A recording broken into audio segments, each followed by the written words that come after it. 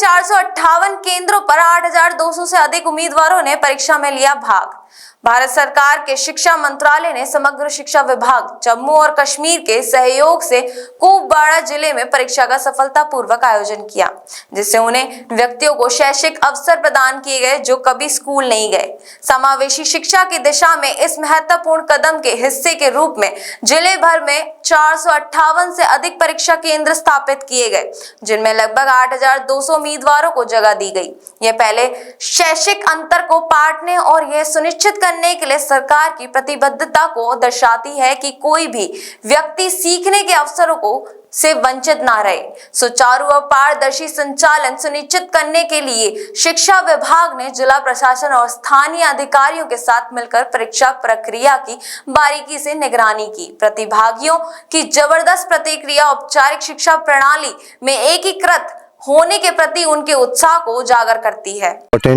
Initiative of Ministry of Education, Government of India.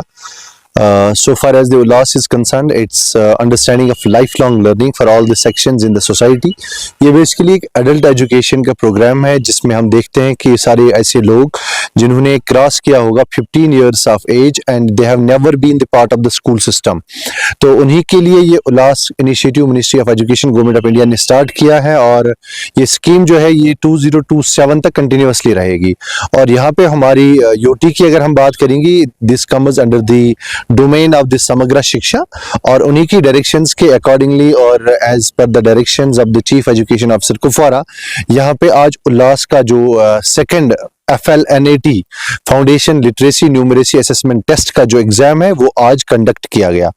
और पूरे district Kupwara में आज इसके तई 458 centres across the district Kupwara तैनात किए गए थे और जिसमें हमारे 13 जोन्स कवर होते हैं और इन 458 सेंटर्स में ऑलमोस्ट 8,200 जो नॉन लिटरेट्स हैं उन्होंने पार्टिसिपेशन की।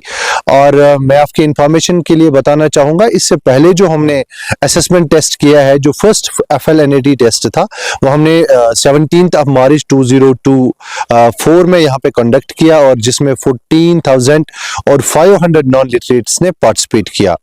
आज चूंकि ये जो दूसरा उसका असेसमेंट टेस्ट चल रहा था और इस प्रोसेस में क्या होता है कि this is completely based on the volunteerism, जिसमें हम ऐसे लोगों को आइडेंटिफाई करते हैं। एक पोर्टल बना हुआ है उल्लास का, उसमें उन लोगों की रजिस्ट्रेशन होती है और उसके बाद VTs मींस वॉलंटियर टीचर्स की रजिस्ट्रेशन होती है जो कि डिफरेंट पार्ट्स पे, चाहे वो कॉलेज पास आउट्स होंगे, यूनिवर्सिटी पास आउट्स होंगे, BEd पास आउट्स होंगे या 10th और 12th पास आउट्स होंगे, अपने ही घरों में अपने ही मोहल्लों में एक सामाजिक चेतना केंद्र चलते हैं या अपने ही घरों में वो मॉर्निंग में उनको 1 घंटा ये न्यूमरेसी और लिटरेसी के बारे में इंफॉर्मेशन देते हैं, बेसिक रीडिंग राइटिंग स्किल्स सिखाते हैं या तो इवनिंग के 1 घंटे में उन्हें सिखाते हैं और ये कंप्लीटली बेस्ड ऑन वॉलंटियरिज्म है। और इस तीसरा इंपॉर्टेंट पार्ट जो मैं आपको बताना चाहूँगा, इससे क्या होता है कि जब आपको पता है कि मेरा फ़ोन नंबर क्या है, मेरा OTP क्या है, जब आपको ऐसे कोई इश्यूज आते हैं या बैंक पे जाते हैं तो आप कैसे अपने पैसे निकाल सकते हैं। आप इंस्टेड ऑफ अगर आप फिंगरप्रिंट करते हैं तो वहाँ आप साइन कैसे करेंगे